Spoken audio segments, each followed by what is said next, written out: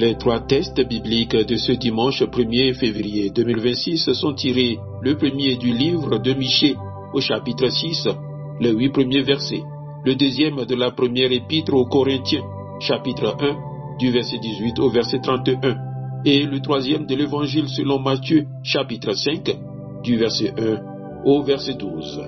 Le thème qui nous conduit aujourd'hui est le suivant: mène une vie conforme aux exigences du royaume. Prions. Seigneur notre Dieu, ouvre nos cœurs à ta parole. Donne-nous un esprit humble et attentif pour accueillir ce que tu veux nous dire aujourd'hui. Que ton esprit nous éclaire, transforme notre regard et nous donne à vivre selon les exigences de ton royaume. Amen.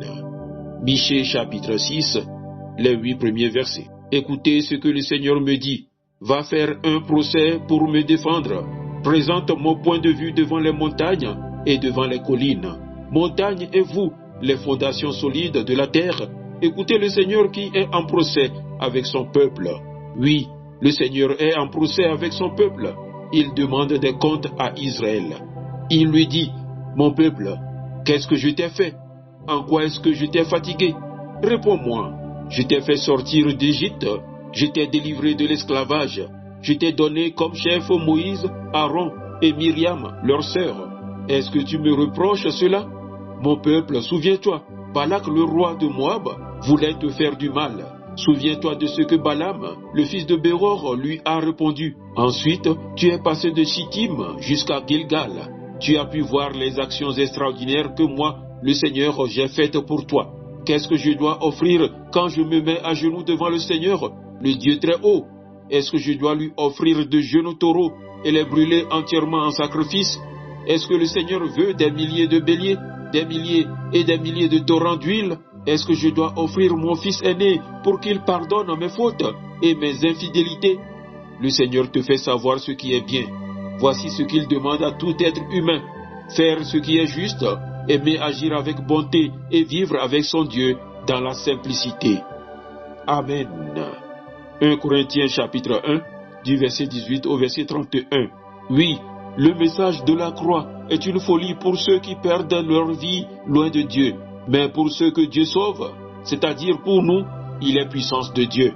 Dans les livres saints, on lit: je détruirai la sagesse des sages et je rejetterai l'intelligence des gens intelligents. Qu'est-ce que le sage peut dire encore? Et l'homme instruit? Et celui qui discute bien dans ce monde? Qu'est-ce qu'ils peuvent dire encore? Dieu a montré que la sagesse de ce monde est une folie. En effet, le monde avec sa sagesse n'a pas reconnu Dieu en voyant la sagesse de Dieu. Alors Dieu a décidé de sauver ceux qui croient grâce au message que nous annonçons. Et ce message semble fou. Les Juifs demandent des signes étonnants et ceux qui ne sont pas Juifs cherchent la sagesse. Mais nous annonçons un Messie cloué sur une croix.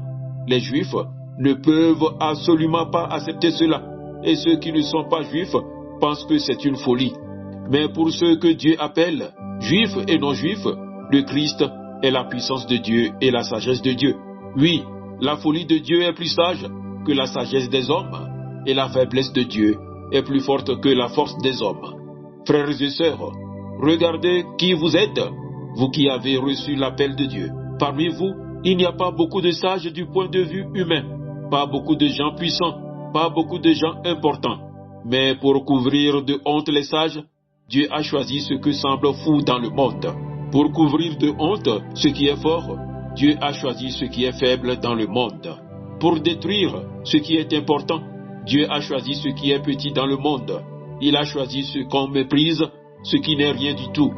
Dieu a fait cela pour que personne ne puisse se vanter devant lui.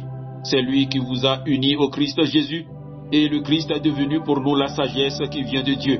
Par lui, Dieu nous rend justes, il nous choisit pour lui et il nous libère du péché.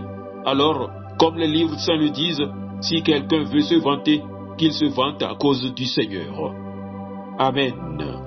Matthieu, chapitre 5, du verset 1 au verset 12. Jésus voit les foules qui sont venues. Il monte sur la montagne, il s'assoit et ses disciples viennent auprès de lui. Jésus prend la parole et il les enseigne en disant: ils sont heureux ceux qui ont un cœur de pauvre, parce que le royaume des cieux est à eux. Ils sont heureux, ceux qui pleurent, parce que Dieu les consolera. Ils sont heureux, ceux qui sont doux, parce qu'ils recevront la terre comme un don de Dieu. Ils sont heureux, ceux qui ont faim et soif d'obéir à Dieu, parce qu'ils seront satisfaits. Ils sont heureux, ceux qui sont bons pour les autres, parce que Dieu sera bon pour eux. Ils sont heureux, ceux qui ont le cœur pur, parce qu'ils verront Dieu. Ils sont heureux, ceux qui font la paix autour d'eux, parce que Dieu les appellera ses fils. Ils sont heureux, ceux qu'on fait souffrir parce qu'ils obéissent à Dieu. Oui, le royaume des cieux est à eux.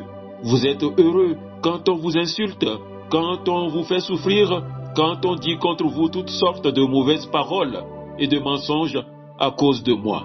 Soyez dans la joie, soyez heureux, parce que Dieu vous prépare une grande récompense. En effet, c'est ainsi qu'on a fait souffrir les prophètes qui ont vécu avant vous. Amen. Frères et sœurs, l'évangile que nous venons d'entendre nous place au cœur même du message de Jésus. Sur la montagne, Jésus s'assoit, ouvre la bouche et enseigne. Ce geste est important. Il ne donne pas d'abord des règles, il révèle une vision de la vie, une manière d'être au monde qui correspond au royaume de Dieu. Les béatitudes ne sont pas des slogans spirituels, ni une consolation pour les faibles. Elles sont le portrait d'un citoyen du royaume, celles et ceux qui ont choisi de laisser Dieu orienter leur vie. Ils sont heureux, ceux qui ont un cœur de pauvre, heureux les doux, heureux les artisans de paix. À vue humaine, ces paroles sont déroutantes. Elles semblent aller à contre-courant de ce que le monde valorise, la force, la réussite, la domination, la reconnaissance. Pourtant, Jésus affirme que c'est là que se trouve le vrai bonheur, parce que c'est là que le royaume est déjà à l'œuvre. Cette logique du royaume rejoint ce que le prophète Michée proclamait déjà. Face à un peuple soucieux de multiplier sacrifices et pratiques religieuses, Dieu rappelle l'essentiel. On t'a fait savoir, homme, ce qui est bien, rien d'autre que pratiquer la justice, aimer la miséricorde et marcher humblement avec ton Dieu. Les béatitudes traduisent concrètement cet appel. Les pauvres de cœur marchent humblement avec Dieu. Les miséricordieux aiment la miséricorde. Ceux qui ont faim et soif de justice pratiquent la justice. Ainsi, vivre selon le royaume n'est pas d'abord faire plus, mais vivre autrement, avec un cœur ajusté à Dieu et aux autres. L'apôtre Paul, dans la première lettre aux Corinthiens, nous aide à comprendre pourquoi ce chemin est si déconcertant. Il nous dit que la croix du Christ est une folie pour le monde. Dieu choisit ce qui est faible, ce qui est petit, ce qui n'impressionne pas, pour révéler sa puissance. C'est exactement ce que Jésus proclame dans les béatitudes. Le royaume appartient à ceux qui ne se suffisent pas à eux-mêmes, à ceux qui acceptent d'avoir faim de justice, à ceux qui osent la douceur et la paix même quand cela coûte. Vivre selon les exigences du royaume, ce n'est donc pas rechercher une vie facile ou confortable. Jésus ne cache pas les épreuves. Et ils sont heureux, ceux qu'on fait souffrir, parce qu'ils obéissent à Dieu.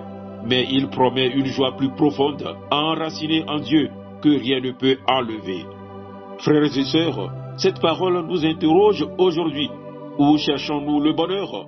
Dans l'accumulation, la reconnaissance, la force apparente? Ou dans cette confiance radicale en Dieu qui transforme notre manière de vivre, de regarder les autres, de traverser les épreuves?